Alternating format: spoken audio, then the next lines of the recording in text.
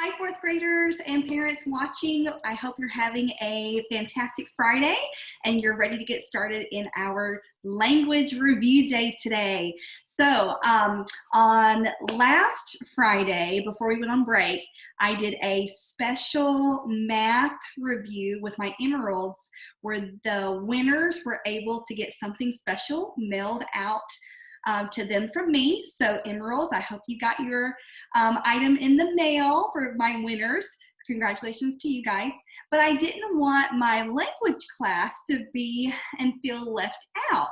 So today we're going to have another little contest and to see how many stars you can earn. I got my stars with me today, okay? So how this is going to work is, first of all, we need to prepare for language. So please have out your language book and a pencil. Go ahead and open up to lesson 110. It's on page 217 and 218. This is our cumulative review page. So just a reminder for cumulative review, that's when they take a lot of different things from all of the previous chapters that we've done. They put them in a big bowl, they mix them up, and then they put some out on a paper to see how much we remember, because we don't want to just learn it for the test. We want to know it forever. So now is our opportunity to do some review to see how much do we remember. Okay, so I'm going to go over the instructions for every section, and then you'll have an opportunity to pause the video and do that section. After you're done, I want you to press play. We will check it together. For every one that you answer correctly, I'd like for you to draw a star next to that, okay? For questions that we missed, I would like for you to make your corrections. If you have your red checking pen from your zipper pouch, you're welcome to use that, or you can just use your pencil, okay?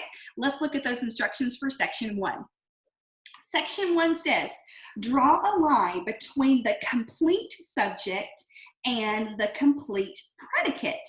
Underline the simple subject once and the simple predicate twice. You may begin and pause the video. Okay, hopefully we're done with section A. Now it's time for us to check to see how well you did. Okay. For number 1, we should have roses, R-O-S-E-S, as our subject, underline once. Have our vertical line going after that. Next, we're going to have our verb, which is filled. Underline filled 2 times. If you answered that correctly, put a star next to that. Here's my star. There we go. Number 2, florist is the subject. Our line goes after that, separating the complete subject from the complete verb. And the predicate is tied.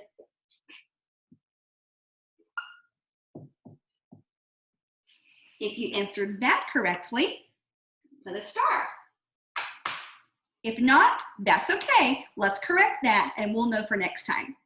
Number 3, dad. Underline it once, karate chop. Underline 2 times the verb bought.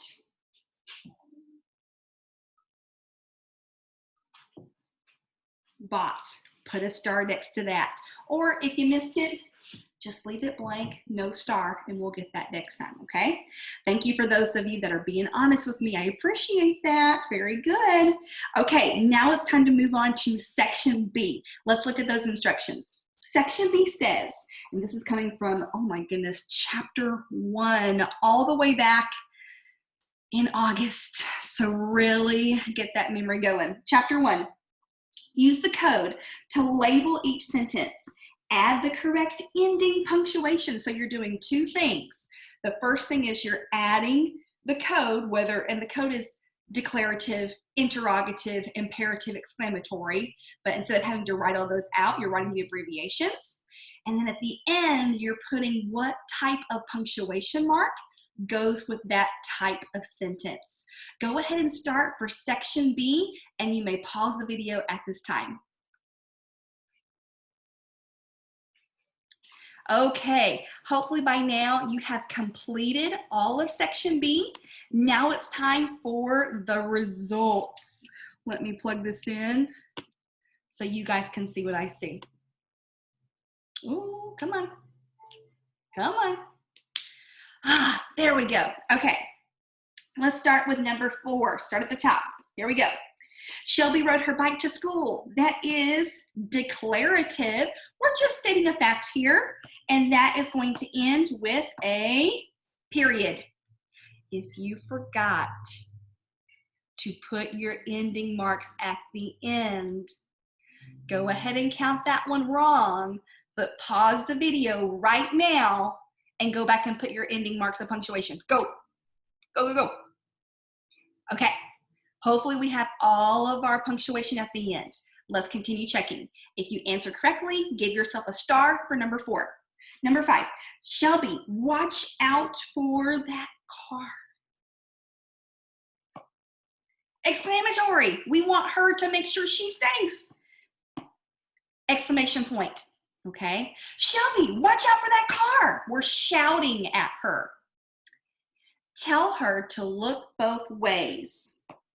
That is an imperative sentence. An imperative sentence gives a command, it makes a request, and it always starts with, let me see. There we go. It always starts with an action verb towards the beginning of the sentence. Number 7, which way will she turn? Which way will she turn? That was an interrogative sentence, and that ends with a question mark. Now remember, when we're reading these sentences in our language book or our reader or in a book that we're reading, these punctuation marks tell us how our voice should sound. Which way will she turn? We kind of go up at the end of that sentence, okay? That is alerting us that this is a question sentence. Number 8, her school is on the left. That's just a fact. Because that's just a fact, that's going to be declarative. We're not shouting that. We're not commanding anything. We're just stating a fact, declarative. What time does school start? Interrogative. Question mark. Notice that word what. What typically starts an interrogative sentence, okay? Number 10. Hurry so you won't be late. Now, the book is telling us imperative and period.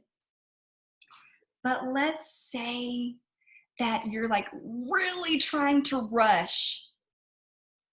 Maybe you're like me and you've missed a plane before and you needed to rush.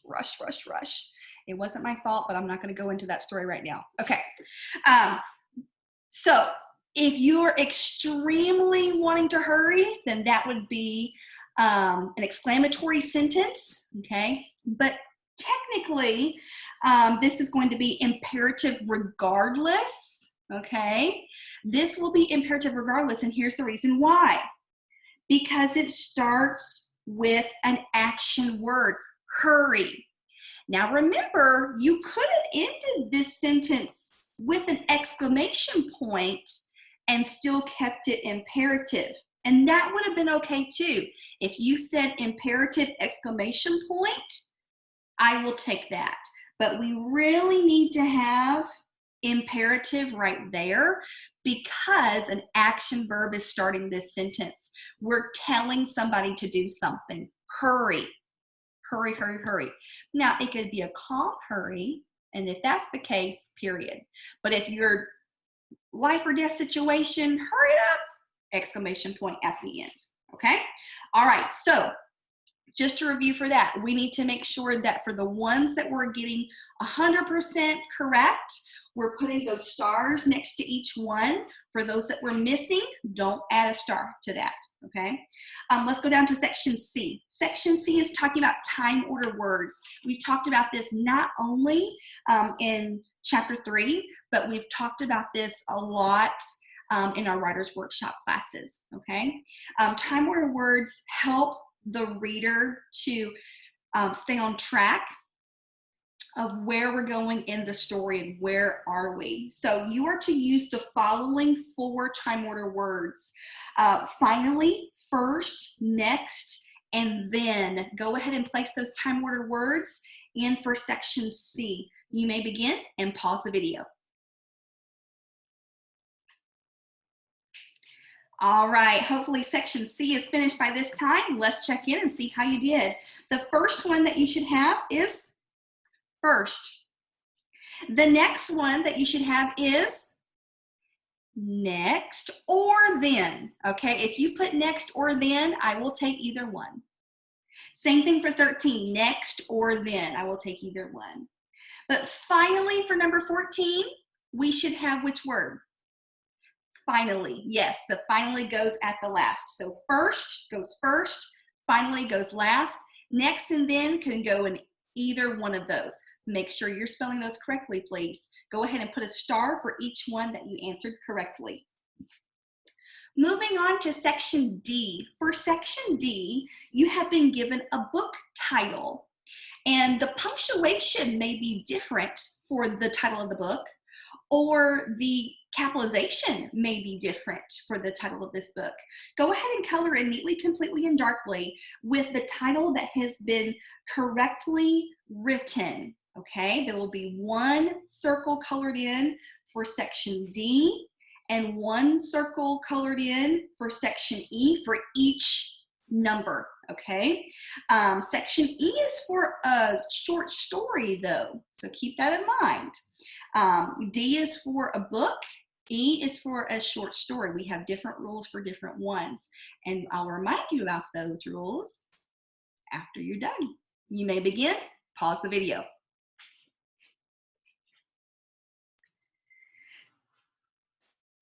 All right, welcome back. I hope you are finished with section D and section E. Let's go ahead and remind you about how we punctuate things correctly. Actually, I'm going to start with the capitalization first. Whenever you have a title of anything, a book, a movie, newspaper, whatever, you always capitalize the first letter of the first word, the first letter of the last word, and the first letter of any important words that come in between. Now, the question is, what classifies as an important word in between? It's not going to, they're going to be larger words, or I'll tell you what they're not going to be. A, and the, or of, at. Usually those prepositions, if they're really small, we're not going to capitalize those unless it's the first word of the title or the last word of the title. Now, when it comes to punctuation, for that first section, section D, those were books. Remember my clue, it takes a long time to write a book and sometimes a long time to read a book. So it's going to have a long underline underneath that. So we need to choose the underline. But when we're talking about an underline for a book, italics also means the exact same thing. But you're never going to use italics and an underline simultaneously, meaning at the same time. You're only going to either underline it or italicize it, but they do mean the same thing. Keeping that in mind, for number 15, we should have colored in the first one. We would not put quotation marks around the title of a book. 16, well, they're both underlined. So then it must be of a question of capitalization. Did you notice how in the first one they capitalized those little letters, those little words like of and the? Of and the do not need to be capitalized when they're coming in the middle. So knowing that, for number 16, we should have colored in the second circle, okay? Moving on to section E. These were short stories. Remember, we had our quotation marks on. Put quotation marks around the following titles: short stories and songs, poems, chapters, articles, other parts of magazines, and other parts of books. Woo! Okay, no underlines, quotation marks, okay? Knowing that, we should have colored in all the ones that have quotation marks around them. So 17, the last one, 18, the last one. We're gonna only underline or italicize titles of books here, not short stories. Okay, put a star if you answered correctly. If not, let's leave it alone and move on to section F. Section F, we are rewriting each phrase using a singular, that means one, possessive, that means ownership, noun. Section G is very similar. We're using, rewriting each phrase using a plural. Remember, plural means more than one. Possessive still means ownership, and noun. Go ahead and do sections F and G. You may pause the video at this time.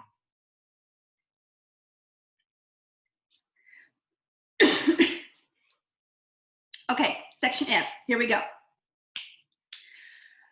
Who or what's doing the owning here? That would be the duck. So, we need to have duck. Owning is happening, so apostrophe S. And what is being owned, or what does he possess out to the side? Feathers.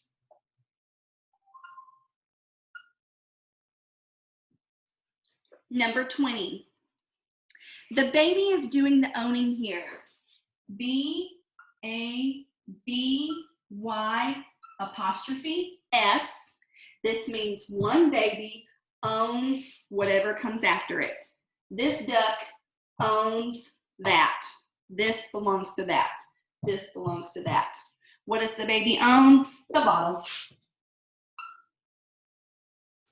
I know what you're thinking. Well, babies can't really own things, but doesn't the bottle belong to the baby? So when we're talking about possession, we're talking about who does that item belong to, okay? Section G, this was a little bit different because we were using these in their plural forms. So, puppies. Thinking about Peyton for this one. I-E-S apostrophe, no S at the end of that, okay? The rule is if you have a plural noun and it ends with an S, just add an apostrophe to show ownership here. Toys coming after that. What does that sentence say? The toys for the puppies. The puppies toys. Oh my goodness gracious. If you have a dog or a pet or something, I would highly recommend that you get a basket to put all of their toys in, because otherwise you'll be having toys everywhere. And if you always put them back, the animal will know, hey, here's where my toys go. And they'll always go to that spot to pick out their toys. All right, number 22. The books belonging to the women. W-O-M-E-N. Apostrophe S shows ownership. I need an apostrophe S here because this does not end with an S. So, women, apostrophe S, and then what they own, books. Okay, 1 star for each question answered correctly. Moving on to section H. Section H, these are our proofreader marks, also referred to as our editor marks. Go ahead and match the mark to what the mark means. You may begin. Please pause the video. Okay, we should be completely done with section H at this time. Please check your work. Number 23, D, delete. That's that little pig's tail at the end. We draw a line through it and put a pig's tail at the end. Delete, we're getting rid of that. 24, add is letter B. Those are our carrots that we put in. 25, a capital letter, is letter E. We put 3 little lines underneath the letter that needs to be capitalized. Number 26, if something needs to be moved, we circle that item and put an arrow to where it needs to be moved. That would be letter A. Number 27, lowercase, letter C. Put a slash over or on top of the letter that is capitalized that should be lowercase. Give yourself 1 star for each one that you answered correctly. Now let's move on to our very last section. Oh, false alarm, we've got 2 more sections, sorry. Section I, fill in the circle next to the correct sentence. This comes from chapter 9 when we were talking about pronouns. So this is if you remember which pronoun you are supposed to be using correctly. You may begin, please pause the video. Let's check in. Number 28, you should have chosen the second one. Hey, as we're checking this, I want you to do this if you colored in the first one, or this if you colored in the second one. So for 28, it was the second one. For 29, the second one. 30, the first one. 31, the first one. 32, the second one. Give yourself 1 star for each that you answered correctly. And now we are on the final section. Underline the correct verb twice. You may begin. Pause the video. Okay, here we go. Number 33, first or second? Second. 34, first. 35, second. 36, first. 37, second. Okay, give yourself 1 star for each one that you answered correctly. Now it's time for you to go back and count up how many stars were you able to earn in this cumulative review lesson for today. The maximum amount of stars that you could have earned today was 37. So no one should say, oh, I got 58 and that. No, you didn't. Go back and recount. Okay, go back and rewind.